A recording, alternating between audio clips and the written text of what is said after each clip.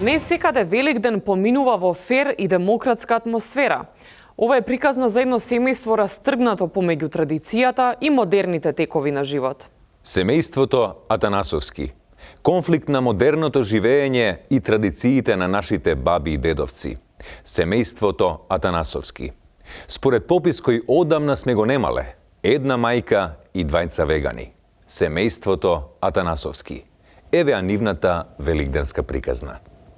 Близнаците Марко и Дарко се плувофили, уживаат во исландски инди поп и сметаат дека и Македонија треба да ја следи ЕУ во забрана на пластичните цевки, не поради насилството над пластиката, туку поради тоа што цевките за сок се најголем проблем.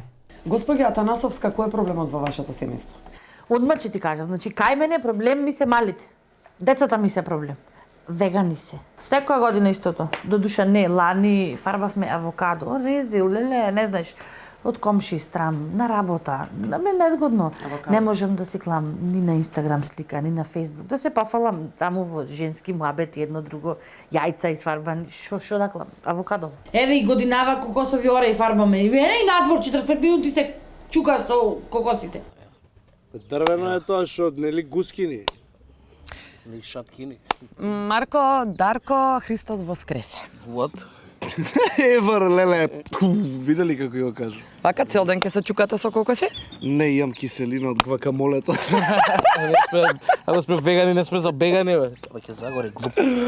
Ќе загори ова грешко. Океј, кога сме кај тоа, шо правите тука? А? Печеме јагне за 2 август. Ова никако не е јагне. Па не е ни 2 август.